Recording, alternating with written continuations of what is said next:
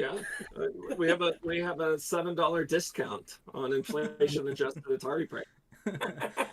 All right, folks. Hello and welcome to the second Hyper X Helix Games AMA, where we talk about all things Hyper, all things Helix, and we talk about what's going on, and we get to know few people in the community. Today, with me, as always, I have Megamouth, also known as I don't know.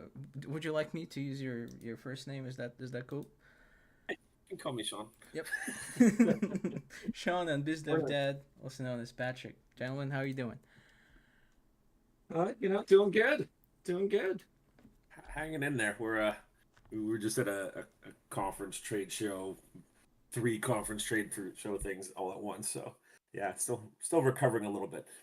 Um, Yeah, yeah, some of us picked up whatever bug was going around. I was lucky enough to escape it, but Sean is our fallen soldier. that's my job. I'm supposed to bring home everything that I get exposed to, extract it first, mutate it, and then give it to everybody else. So I'm a kind of patient zero. That's how you make him stronger. That's how you make him more resilient. That's right. The seven times I had COVID, man. The first time was really bad, but it was before it mutated. And then I got it six more times. Uh, I mean, and honestly, then I'm with it. How long did you vaccines. go without being able to smell things? Oh, I didn't have that affect me. Oh, I, you're lucky. Oh, so lucky. I've had it a few times. The first time I got it, I lost my sense of smell and taste for gosh, like a month and a half. And honestly, that was the worst symptom. Like you don't realize how much you look forward to tasting food. Like it just became a sad, sad event every time we would go and have it. My wife and I had it at the same time. Anytime we would eat, we just look at each other and it's just depressing. Yeah. I unfortunately lost my fashion sense. That's the sense that I lost. But Wait, couldn't Sean, get. did you contract COVID at birth? So It was after my mother stopped dressing him and before my wife did. So Oh, that is a very uh, difficult gap for like every young man everywhere. I think. oh yeah, like in 1 minute you're in some awesome Garanimals, and the next minute you're like, do corduroys go with this sheer top? oh lordy. Look, speaking of conference, I think this is the first time you've been to a blockchain conference. Correct me if I'm wrong, but what was your take on it? We were up in Vegas Yeah, for what, 4 days, 5 days, I just got a networking, talking to folks. So curious your thoughts. yeah, I did a couple of days in Hong Kong in February, but it was a very different feel. There was a lot of people in suits walking around, and I think it was very focused on super tight business. It was token, whatever, Hong Kong. The Bitcoin conference was very interesting. It was a lot of different people, almost like going to a San Francisco street fair. Just Yeah. eclectic, and everybody is super excited. I'm learning all the memes. it's walking memes. It was interesting, but we had a great guide with us who really just showed us the ropes and didn't get in any trouble. So that was good. No, and I think one of the big reasons we were out there, outside of continually networking and learning, but there's so many people interested in the game space and the future of gaming. And I know, Sean, you and I, we had an opportunity to have dinner and spend some time with some really predominant names in the gaming space. And I think sometimes those trips are good because they get you out of your office and out of the focus of building Helix and Hyper, and back into kind of this world of realizing how expansive and engaging games can be. And I think for me, that's always my favorite part of going to these is getting reinvigorated.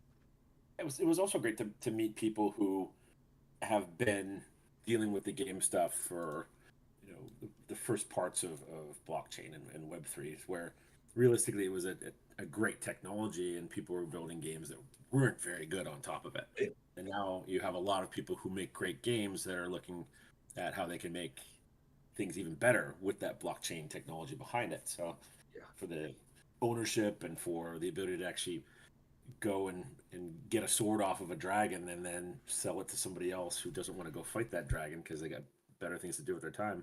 There's just it solves a lot of problems, and that's what I was getting out of the conference is that people are there excited about the industry is really starting to merge together versus it being two very separate groups with different goals. Yeah, and I think it's it's interesting because I don't think I don't think most people by and large, Sean, understand how complex and how long it takes to make a compelling game, right? Especially Yeah, if it's at the AAA kind of level and above, right? These games can take anywhere from 3 to 10 years, right, depending yeah. on the development cycle. And I think one of the interesting things about early blockchain is, there's this assumption that there's going to be a killer game or a killer app that comes out that everybody's going to want, right? Everybody had been that had been the model of old, right? That Xbox had Halo, um, all the platforms had the title that was pumped and drew the audience, and everybody was waiting for that moment. I think in the blockchain gaming space, but it takes a long time and a lot of money to create those games. And there are a handful of titles now that are leaning into crypto that have been in development for 3+ years. And I think we're going to start to see some uh um, you know single A to triple A quality, high quality games coming out now that A, the ecosystem's starting to mature, but B, the developers have actually had time to build these games and learn from kind of the learnings, mistakes, and successes of previous titles. I think one of the things that always makes me surprised because it does take years to make great games. If you look at Grand Theft Auto 5, which is the current version of Grand Theft Auto, it was released in 2013. So by the time the new version comes out, it'll be 12 and a half years old. And nobody goes, wow, this game looks old. It looks horrible. They just talk about the great gameplay. That's the key. They've still been developing that, but on the side, for 12 and Yeah. a half years, they've been building the next game. So it's massive, massive lift there. Yeah. No, I mean it's certainly going to be interesting to follow and explore. Um, I'm excited. Oh, I want to but now, I mean, circle. Oh, sorry. oh, good. No, go, Yeah, I Mark. just wanted Go. to circle back to the conversation about blockchain making games better, the entire concept of getting a rare drop and then reselling it. How much damage do you think Blizzard did with their Diablo 3 real money auction house and all of the backfire that happened there? How much damage do you think they did to what we're trying to get going right now with the entirety of blockchain gaming space? I think if they had had it all backed by blockchain, it would have been great. Um, Yeah, yeah. I mean, here's the fundamental reality. Like, so many of these games have massive gray markets, right? Like, yeah, massive. Like, I think the last time I looked, like the annual gray market of video games is over like $1 billion, right? So people find a way to sell and buy in-game items or accounts, right? And they call it the gray market because technically it's outside of the terms and conditions of playing that game, but people do it all the time, right? Like, hop on the internet and search wow gold, right? And you'll pull up 50 websites where you can go buy as much wow gold as you want. And I think a lot of companies have and continue to fight the gray market. And sometimes I ponder why, right? I think with most games the answer I get is, well, it destroys the economy. And my rebuttal usually is, but it's happening today and your economy is fine. it Right? does destroy economies. Yeah, right. And I'm like, all of these major studios and publishers that are spending millions of dollars fighting it, they could legitimize it and move it onto the chain and actually turn it into, instead of a cost center, a revenue center. Yeah, um, yeah. and it kind of democratizes how people want to engage and consume games, which I personally love, right? So I love the Diablo 3 real world auction house because I played the crap out of that game, and I'm like, sweet, I sold this item and made $8. Man, playing this is even more fun now. I was just checking out Diablo 4 prices for gold and stuff like that. I was like, I could probably set up a little bot to start farming some stuff on the side, make a little extra money. But Oh, that's speaking from personal experience, you should not do that because Blizzard does not mess around. I've worked with them. I definitely know that. So I'm joking. But the truth is, there's people who are playing the games, and there's people who are trying to participate in the game economy and externally, and it doesn't ruin the economy of the game internally. It's a pain in the butt. I think the bigger problem is the customer service issues and things that arise when it is from the gray market and a legitimate player gets screwed out of the money Yeah. or the content that they have, because then they'll go to the company like, is there something you can do? And the reality is there's not, unless every single item had its own code or its own NFT attached to it. People wouldn't even have to see it, but if you do that, then you can say, oh yeah, we can see where it is. It's in this account right here, and prove what happened, and then you can actually go and deal with it. So, See, this is the thing that bothers me the most about the Steam Marketplace is because they run everything on a centralized ledger and you can see all of the transactions on public facing accounts. I can look up a Counter Strike skin and see like the highest quality ones. I can see who unboxed them. I can see who sold them, who bought them. I can see who traded them, etc., etc. So they're already doing block changes in the worst way possible without giving players anything in return and skimming 30% off the top of every transaction. and I think not to talk ill of Steam, they've actually done a really great service in kind of creating digital distribution for games in the Yeah. first place, and Yep. it did make a lot of sense in the beginning because there's a lot of server costs to charge that 30%. Same goes for Apple, same goes for Google and everyone else that is or was charging that percentage. But over time, the cost of things have gone down. The discovery has gotten harder, so you're not getting the same benefits from kind of a marketing standpoint, and then it's gotten more. So even with all the tools that they have in place now versus what they had in the beginning, it's not worth it as much uh, anymore. Sure, there's a huge audience, but the toxicity that comes with that kind of stuff too is like insane. I can tell you, there's a few people that I wouldn't want to be right now who are still digging themselves out of things that they said. So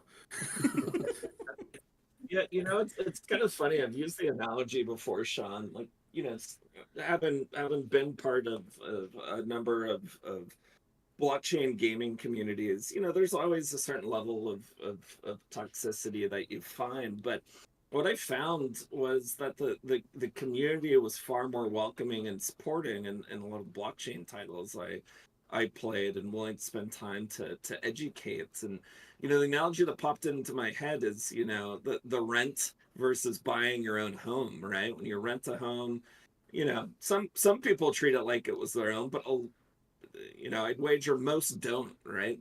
They're not worried about doing home improvements. They're not worried about the maintenance. Versus when you own your home, you're much more invested and involved. And I think we actually see that playing out in a lot of blockchain chain communities. And I'm curious as this space evolves, if that trend continues, because I'd love for blockchain to help alleviate some of the toxicity issues that currently exist. Um, looks like Sean, we talked about your ideas this weekend, which I think is an amazing one. I don't know if you want to share it quite yet, but this concept of tracking and sharing player you know behavior. how you act in games, and are you Are you a good person to play with? Are you positive to the community? All these types of things. Because realistically, if you go way far back, we used to know when people were cheating in online games, and we'd stick them on Cheater Island with the other people who are cheating. And if everybody's cheating, then you get a bunch of reports from people going, "They're using this specific hack," and we're like, "Thank you. We just crowdsourced our biggest issues by putting you together where you're having a bad time, and the other one who was causing it for the people who are playing legitimately." But yeah, it's funny. Even people who are cheating don't like when people are cheating. So um, imagine in the future that you have the ability to rank people, match make them, and even give them access to things if you know that they're pretty good people, and not just identifying people as like within the Web3 community as a whale or not. I've always hated that, even when with free to play games, calling people whales. I think you know it sounds like something that's very large, doesn't move very quickly, and you know, cool. It's got a lot of blubber you can cut off of it and The ambergris, burn man. for oil and lights somewhere. Yeah. But if you're eating whale, that's not good. I think we want to go for tunas, like really really great market grade tuna. I'm honestly more of a salmon kind of guy, but I get it. Yeah. Well, as long as it's good salmon, it can't be like that pink farm stuff. It's got to be the real red stuff. You I don't like think your salmon with Sean, food we could coloring? have. Oh my god. No, we actually in Sweden we get great salmon. It's amazing. Like, yeah, but Sean, I as think we should have a community vote on how to rebrand, conventional games terminology. yeah, I'm with you on that. I don't call people users. I call them players. Um, I've resisted Zynga's entry into the market for decades. Where they're like, Yep. a bunch of internet people are like, they're users. Like, no, they're still players. They play your games. So, and then we have creators. We don't look at people on Hybrid as like, oh, look, it's a user. No, we have players. We have creators. We have some that are both players and creators.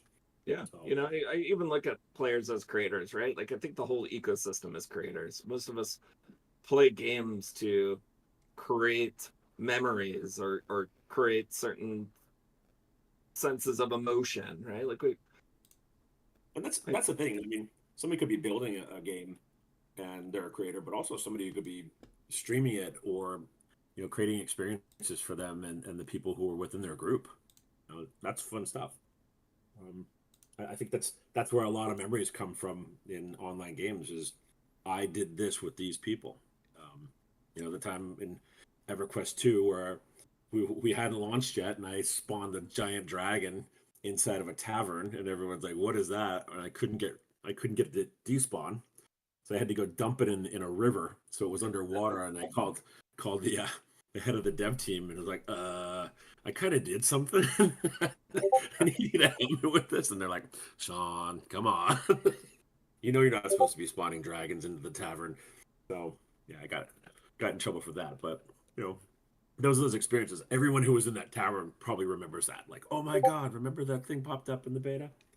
oh my Cool. gosh, I think there could be a whole series on Sean's greatest video game memories because they're always entertaining and comical.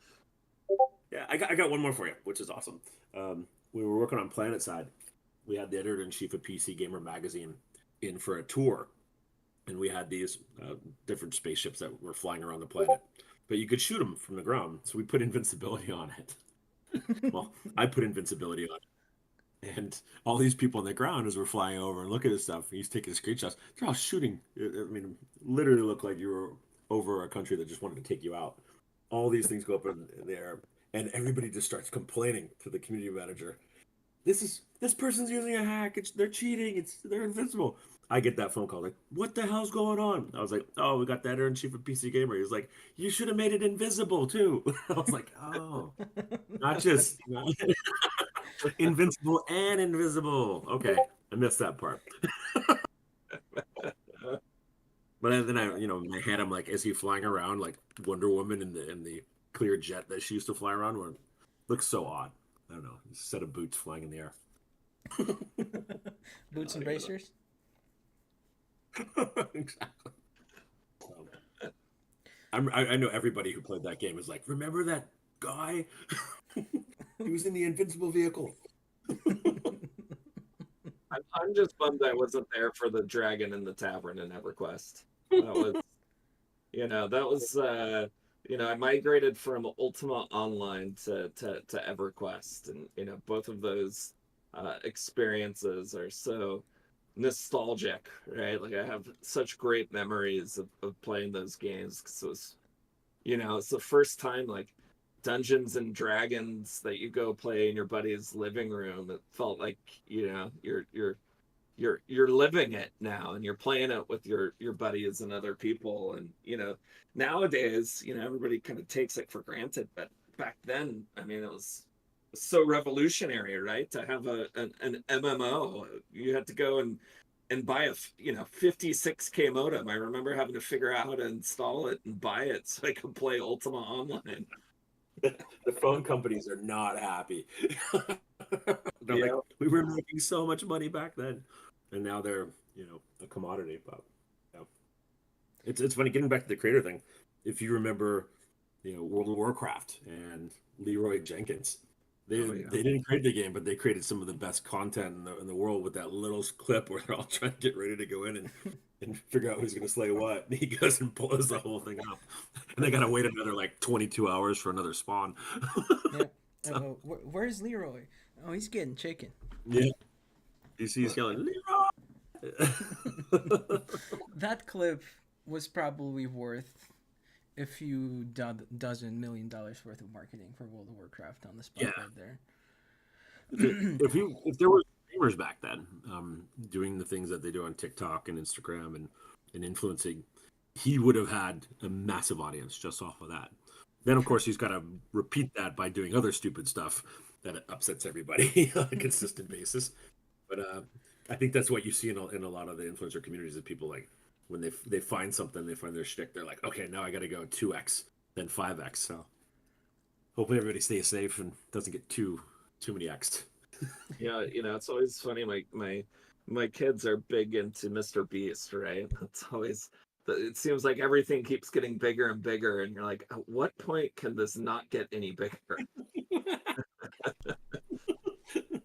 Well, with the new price of video games, they're going to need that extra $10 million to go and buy some more. So Really quickly, we have a a question in chat, and I do want to say hi to Even Wave, Matthew. I see Smoke, Solo, Jess, Smart Cat, and Dark Magic. Hello, folks. And Even Wave is asking, can you talk some about Helix and Hiber, how they will work together? I'm curious how both entities will play off each other. Yeah, I mean, oh, go ahead, Sean. I was just going to say, there's a very mature question. So Oh, welcome Even to Wave is a frontliner. He's the community manager for Valley. Okay, awesome. Yeah, go ahead, Patrick. You start. No, I was gonna say, when we started the journey at Helix, we looked at kind of the current state of gaming and how gamers engaged with gaming content, and it's wildly different than it was 10-15 years ago, right? Like beginning of the industry, you went and bought a floppy disk or a CD-ROM and installed it. Then we had digital distribution, and now we're in this current age where it's not just about distribution, it's about kind of this new age of discoverability. And most of the Gen Z and Gen 8ers nowadays watch games as much as they play games, and that's how they're discovering those titles. And we took a step back and kind of looked at the ecosystem and said, "Holy crap! Nobody's actually building a platform that brings the best of distribution and the best of discoverability onto a single platform." Right now you got to go to Steam, then you got to jump into YouTube or Twitch, and it's not a great experience.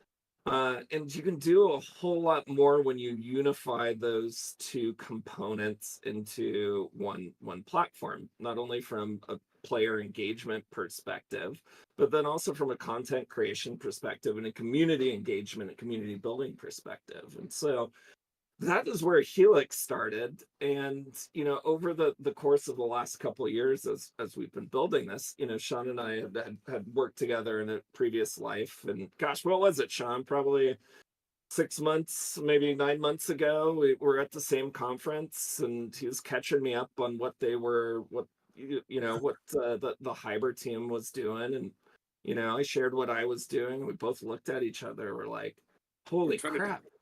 we're This trying to do the same thing from different angles. from different angles, right? And Hyper was creating this amazing engine that was immediately accessible to anybody with an internet connection. And we're like, holy crap, Helix is building an discovery side of things and high distribution, and to a certain extent the discovery side. Like, this seems so perfect that if we join forces, we can cover the full stack from beginning to the end. And that's how the conversations got started. And we've been having them for many months, leading up to us joining forces here. But I don't know, Sean, what would you add? uh, I think the other piece is we have an audience, we have a community already that is enjoying being able to build games with the technology that we've built. That they're super pumped about community and uh, bringing in the other pieces that Helix has been working on to that. It's going to enable that community to actually kind of be more cohesive for a longer period of time, I imagine. Because if you're Yep. just with one piece of this, you're there for, I'm going to play and I'm going to build stuff for X amount of time, and if I get bored, there's not enough content, I move on. But now you have, hey, maybe I came in from the Hyper side, or I came in from the Helix side with a full game that I went and paid for and downloaded, or a free to play title, whatever it is. But here's this other part of the system too. I think it's a good marriage of different game opportunities, and then the idea that people can always be instantly playing something. I think the one of the things that I hate the most is when you want to go play a game and okay, now you got to go download it. Even with Call of Duty, it's like, oh, I've got 20 minutes, I'm going to go play. Oh, there's a 36 gig down. I'm like, I'm not doing that. So if there was another game that popped up and said, hey, here's some of this like 3 megabytes. You want to play around this platformer for a little while? Cool. Hey, make some friends. Maybe you're all downloading the same thing. You can build your party before you jump in. Say, hey, my thing's downloaded. You want to jump over? So I see it as a great ecosystem and a great community play, putting this stuff together. Yeah, I mean, imagine a world, Sean, and we've talked about this, where an influencer's live streaming one of their favorite hybrid titles, and cool. I'm dropping my 20 people that click it are in playing with me, right. Yep. And then when the streamers at the end of the session, they say, "Hey, I'm taking off, but you guys can stay in here for another 15 minutes or half an hour or whatever. Just keep playing, keep having fun, and look over there to the left. There's actually a game store inside the inside the world, and you can go buy the game if you want to keep playing after that. And because there's a referral code in that, I get a percentage. So thanks for supporting me too. It really just completes the entire piece. I think Amazon's the only one that's gotten close with the whole Twitch to Amazon affiliate kind of program. So imagine being able to do that both digitally, and we also connect to physical stuff too. So Phygital exists.